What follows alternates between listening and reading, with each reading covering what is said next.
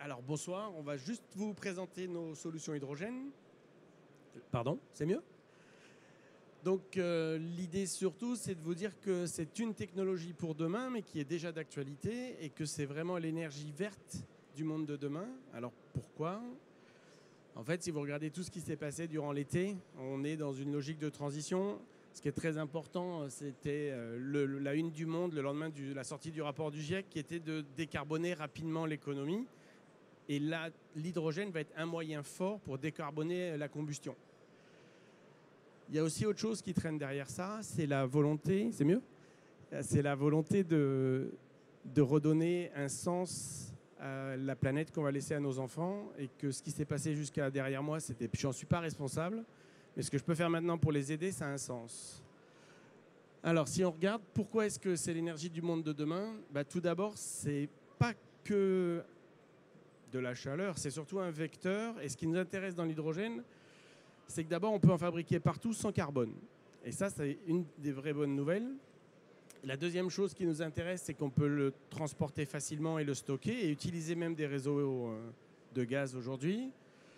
Ensuite, ça peut être un moyen aussi de faire du stockage énergétique à distance. Lorsque vous voulez soulager les réseaux électriques, eh bien, vous pouvez stocker de l'hydrogène et en refabriquer de l'électricité derrière. Et puis pour finir, ça nécessite peu d'investissement, parce que le gaz, c'est du gaz, et que vous ayez du gaz ou de l'hydrogène, ça reste toujours la même chose. Ensuite, pour le bâtiment, c'est un très bon moyen de compléter des solutions actuelles. Ça veut dire qu'on peut avoir une chaudière qui soit compatible hydrogène, mais on peut aussi faire des solutions d'adaptation entre de l'énergie électrique et de l'énergie gaz. Et puis ensuite, dans le bâtiment, c'est extrêmement souple. Vous pouvez faire des stockages longue durée, et ça a un vrai sens pour utiliser l'hydrogène. Alors, dans le cadre de la transition, l'hydrogène est un vrai vecteur. Alors, pourquoi c'est le moment? Si vous regardez aujourd'hui, on n'a jamais eu autant de production d'énergie renouvelable, et pourtant, les courbes de CO2 continuent d'augmenter. Et ça veut dire quoi? Ça veut dire que la production est déphasée de l'utilisation, et que l'hydrogène va être un bon moyen de stocker. La deuxième chose, c'est qu'on a de la difficulté pour décarboner des industries lourdes, l'automobile, le transport, et que l'hydrogène sera un moyen. Aujourd'hui, beaucoup de technologies sont prêtes. Dire que la réflexion de l'hydrogène industriel, ça a commencé dans les années 90. Ça a évolué à bas bruit, et maintenant, on a des vraies solutions. Vous avez des voitures qui existent, vous avez des chaudières, vous avez des piles à combustible, vous avez du stockage. Donc, on a un large panel d'utilisation. Ensuite, il est extrêmement flexible, c'est-à-dire qu'on peut fabriquer l'hydrogène au mois de juillet et l'utiliser au mois de décembre, et faire du stockage longue durée. Et ça a un vrai sens dans le stockage énergétique. Et puis, ça va nous permettre aussi d'améliorer la qualité de l'air, le climat, parce que si vous décarbonez une combustion, vous êtes aussi un puits de carbone. Et puis, on n'a pas trop de difficultés pour avoir de l'eau et de l'électricité verte en France, et donc on va se désaccoupler des problématiques énergétiques. Alors, ce que nous, on cherche à faire, c'est répondre aussi à une demande. Dans le cadre du plan de relance, il a été demandé à la filière hydrogène de décarboner à hauteur de 6 millions de tonnes de CO2. Et si on regarde rapidement, vous avez ici la courbe de décarbonation. À gauche, c'est le taux d'hydrogène que l'on va mettre dans le gaz nat, et à droite, c'est le pourcentage de décarbonation. Si vous mettez 20% d'hydrogène dans du gaz naturel, vous décarbonez à hauteur de 7% la combustion. Si vous regardez 7%, ce n'est pas forcément quelque chose qui puisse faire rêver. Mais si vous regardez au total le nombre de générateurs en France, 7 millions, si vous décarbonez tous ces chaudières-là, le gain est supérieur à l'objectif de décarbonation du plan de relance. Donc rien qu'au travers de la décarbonation des chaudières individuelles, on est capable d'atteindre les 6 millions de tonnes de CO2. Donc c'est un petit équipement simple, facile, sans disruption technologique, parce que l'utilisateur garde son chauffage et son eau chaude facilement, et on va lui décarboner sa combustion. Si on regarde la production, en haut à gauche, c'est l'hydrogène vert, celui qui nous intéresse nous, qu'on va faire en local, principalement avec des solutions de photovoltaïque ou d'arbres à vent. L'hydrogène gris ou bleu, je ne m'en occupe pas. C'est celui qui va vous faire 9 kg de CO2 pour 1 kg d'hydrogène produit. Et puis en bas, il y a de la conversion biochimique qui existe. Vous avez peut-être vu sur Strasbourg, il y a un énorme complexe à partir de déchets pour fabriquer de l'hydrogène et venir alimenter le port et quelques chaufferies. Le stockage, il est très efficace et coûte très peu cher. Et vous pouvez stocker très longtemps. On n'a aucune perte.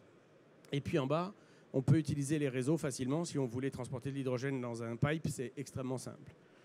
Au bout, la convergence des coûts, on attend vers 2025 un prix de l'hydrogène qui soit sensiblement moins cher que le prix de l'électricité. C'est valable pour le transport, l'industrie, pour le chauffage. Et puis pour terminer, on s'attend à un prix qui va constamment descendre. Et puis comme vous décarbonez, vous récupérez un taux de carbone ou un indice carbone. Et vous verrez sur un des POC tout à l'heure le gain que l'on a fait. Alors, on est prêt avec deux vraies technologies. On a une partie de nos chaudières qui sont compatibles de 0 à 20% d'hydrogène. Donc, vous avez vu, hein, l'objectif, c'est de décarboner autour de 7%. Et puis, au bout, on a la Formule 1 de la maison, qui est la chaudière 100% hydrogène. La contrainte de celle-là, c'est qu'il faut suffisamment de pipes d'hydrogène pour pouvoir l'alimenter. Mais l'idée aussi, c'est que si vous avez de l'hydrogène fatal, vous pouvez avoir un industriel qui fabrique de l'hydrogène et qu'on a des résidus. On peut utiliser cet hydrogène pour faire de la chaleur. Donc la toute première, pour vous donner une idée, ça c'est une petite chaudière murale tout à fait adaptée à un bailleur. Elle est sur le stand là-bas si vous voulez la voir. Et elle peut travailler avec 100% de gaz naturel. Mais si on commence à injecter de l'hydrogène dedans, elle fonctionne quand même. Donc ça veut dire que pour un utilisateur, ça ne change rien. C'est sa même chaudière. La seule chose, c'est qu'en fin d'année, il aura un certificat de décarbonation et on aura gagné X tonnes par an. Si on regarde la haut de gamme, donc celle-là, c'est la version 100% H2. Elle est aussi là-bas si vous voulez la voir. Elle a exactement les mêmes dimensions. Elle est extrêmement compacte. Elle fait de l'eau chaude et du chauffage. Ça veut dire que pour l'utilisateur, on ne change absolument rien. Et puis, elle a aujourd'hui une chose qui me plaît beaucoup, c'est quand vous mettez une valise de combustion, vous avez CO 0, CO2 0. Vous avez fait de la chaleur avec un outil mural et vous n'avez pas généré ni de monoxyde de carbone ni de dioxyde.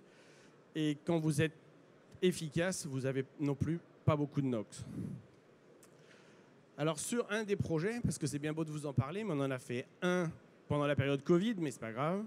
Donc c'est un chantier qui est à côté de Saint-Étienne. L'objectif, c'était d'alimenter un bâtiment qui fait 600 mètres carrés, dans lequel il y a une crèche, des salles associatives et une salle de réception. Et donc il a été installé du photovoltaïque, des arbres à vent, des électrolyseurs ou un électrolyseur, du stockage d'hydrogène et puis une pile à combustible pour refaire de l'électricité. Et nous, ce qui nous intéressait, c'était de mettre deux chaudières. Donc on en a une qui est une 100% hydrogène. À côté, on en a une qui travaille en mélange. On a un algorithme qui va calculer quelle est la plus efficiente. Et à la fin de l'année dernière, donc vous imaginez une période Covid où il y avait peu d'utilisation de la crèche et des équipements, on a eu un gain de 73 tonnes de CO2 sur la première année. On sait qu'on sera un petit peu au-dessus, mais imaginez que ce gain carbone, il a une valeur. C'est-à-dire que si vous avez une taxe carbone à 60 €, vous avez économisé 73 fois 60 tous les ans, ou plus. Et que cette valeur marchande, elle vaut quelque chose. Maintenant, qu'est-ce qu'on en fera? C'est à discuter avec l'opérateur, mais néanmoins, ça a une vraie valeur. C'est-à-dire que vous avez un système qui est capable de décarboner. Même si demain, on a du gaz vert. C'est ça l'intérêt aussi, c'est que vous allez avoir un puits de carbone sur du gaz vert. Parce qu'en fait, vous aurez l'autre gaz qui arrivera, qui sera déjà décarboné, et nous, on va redécarboner derrière. Donc, ça a un vrai sens énergétique à terme.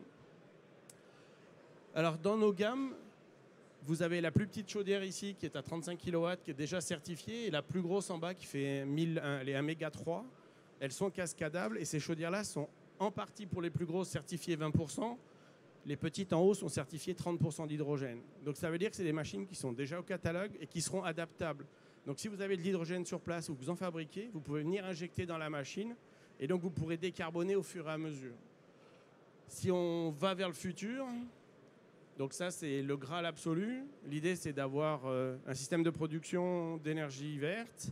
Vous fabriquez de l'hydrogène, vous le stockez. Donc vous, typiquement mai, juin, juillet, août, septembre. Et puis vous allez réutiliser ça en hiver. Donc vous allez derrière avoir une chaudière, une pile à combustible, du stockage. C'est typiquement le rêve de la maison autonome. Mais aujourd'hui, vous pouvez avoir des petites piles dans des encombrements qui sont sensiblement le même qu'une chaufferie aujourd'hui. Si vous avez une chaufferie fuel, par exemple, vous pouvez avoir votre bâtiment qui devient carbone free facilement. Hop. Alors, ça, c'est ce qui va être presque la conclusion. C'est que le chauffage a quand même fait beaucoup de CO2 dans l'atmosphère. Vous savez à peu près en Europe, c'est 40% de l'énergie primaire utilisée, est utilisée pour faire du chauffage. Donc imaginez la force de frappe qu'on a si demain on décarbone. Et aujourd'hui, maintenant, parce que les 10 ans c'est après-demain, mais on est déjà prêt à commencer à décarboner. Et si vous écoutez, on pourrait rêver d'un truc très disruptif. Et on est d'accord, hein, financièrement, on a des limites infinies. On vient de le faire pendant 1 an et demi. Là. On arrête tout, on casse tout, on enlève toutes les technologies, on change. Évidemment, on pourrait être carbone zéro instantanément. Mais on sait que ça ne se passera pas comme ça. Et donc, il est plutôt intéressant d'avoir des systèmes de transition, de ne pas casser les habitudes des gens et d'avoir rapidement un moyen d'aller vers un carbone zéro. Ce que je vous ai montré juste avant aussi, c'est qu'on est intimement persuadé qu'il y a un lien entre la mobilité et la maison et que c'est souvent parce que vous ferez l'hydrogène ou l'énergie de votre mobilité que vous ferez aussi l'eau chaude et le chauffage de la maison. Et même à l'échelle d'un petit immeuble, ça a du sens. C'est-à-dire vous pouvez très bien fabriquer l'électricité pour une borne ou l'hydrogène pour la voiture et derrière avoir cette source aussi pour la chauffer. Ce qu'il ne faut pas oublier, c'est que les équipements chauffent et que ça soit un électrolyseur ou une pile, la chaleur fatale, elle est aussi utilisée pour préchauffer l'eau chaude sanitaire ou le chauffage du bâtiment. Et donc, on n'est pas dans des logiques de très gros électrolyseurs comme vous pouvez entendre sur le marché.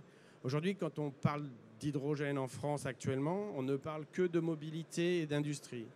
Le heating, le mode chauffage et le bâtiment n'est pas dans le spectre pour l'instant. Et c'est normal parce qu'ils imaginent que des très gros électrolyseurs alors que nous, c'est des petits à l'échelle d'un bâtiment. Si vous faites un bâtiment neuf, un ensemble de logements, peut-être que la pile va vous s'ouvrir à elle toute seule à couvrir 80% des besoins de l'année. Donc on n'aura pas besoin de puissance importante. Voilà, poussons le dé du CO2 vers le H2.